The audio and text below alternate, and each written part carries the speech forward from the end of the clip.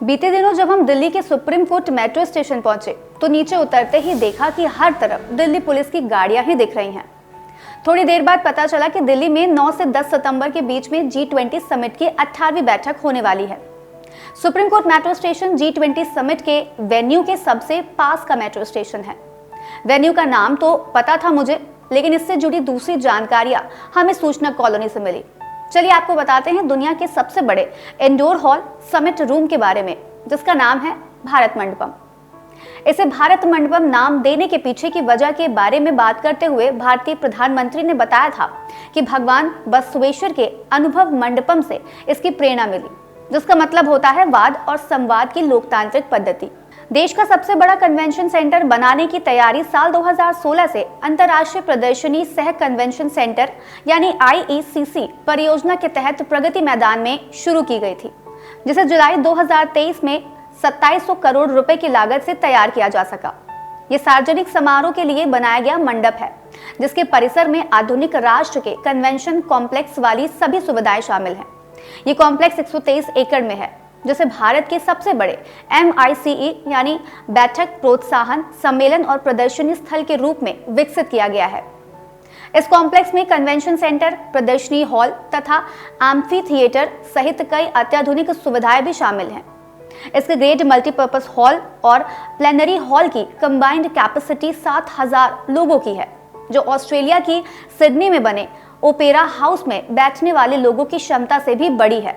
इसका amphi theatre 3000 व्यक्तियों की बैठने की क्षमता वाला है। इस बिल्डिंग में कुल 5 फ्लोर है, जिसमें फर्स्ट फ्लोर पर PM लाउंज और मीटिंग रूम है।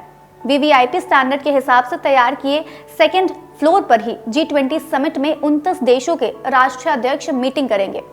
इसके थर्ड फ्लोर पर ही दुनिया का सबसे बड़ा इंडोर मल्टीपर्पज हॉल है। इसके चौथे फ्लोर को विंडो टू दिल्ली कहा जाता है, जहां से राष्ट्रपति भवन, कर्तव्य पथ के साथ इंडिया गेट तक के सभी गुंबद नजर आते हैं। तीसरे फ्लोर के छत का 40 फीट हिस्सा हटाया जा सकता है। इसको हटाकर अगर तीसरे और चौथे फ्लोर को मिला दिया जाए तो एक ऑडिटोरियम तैयार हो जाता है। इसमें 7000 लोग बैठ सकते हैं। इसके 5वें फ्लोर पर टेक्नीशियन स्टाफ के लिए जगह है। इसमें भारत की संस्कृति को दिखाने वाली कई इंटीरियर डेकोरेटर मेथड शामिल किए गए हैं। पहले फ्लोर पर मध्य प्रदेश, उत्तर प्रदेश, राजस्थान और दक्षिण भारत में यूज होने वाली जाली का इस्तेमाल किया गया है।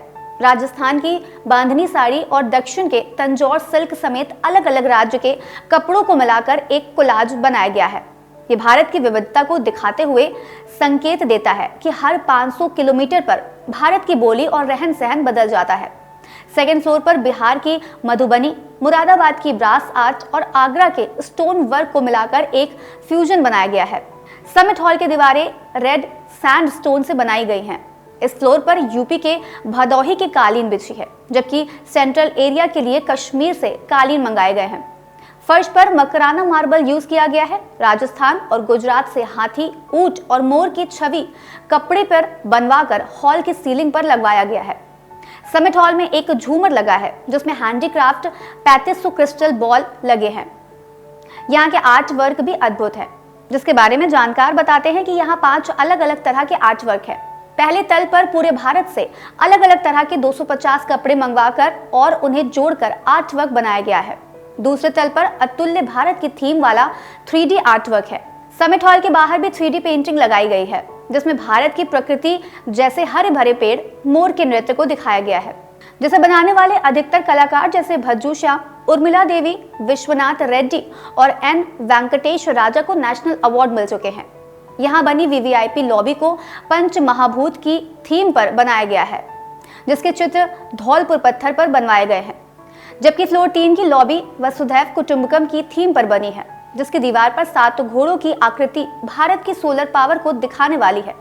भारत मंडपम के बाहर पार्क में पृथ्वी पर जीवन के अहम प्रतीक माने जाने वाले शंख की आकृति बनाई गई है। यहाँ ट्रैफिक कंट्रोल करने के लिए 6 ड्रॉप ऑफ पॉइंट बनाए गए हैं। साथ ही भारत मंडपम के बगल में खाली जगह पर हेलीपैड बनाया गया है, जिस पर 2 हेलीकॉप्टर लैंड करने की जगह है। आज इस कार्यक्रम में फिलहाल इतना ही। हम फिर मिलेंगे कुछ नई जानकारी के साथ। तब तक के लिए मुझे दीजिए इजाजत। नमस्कार।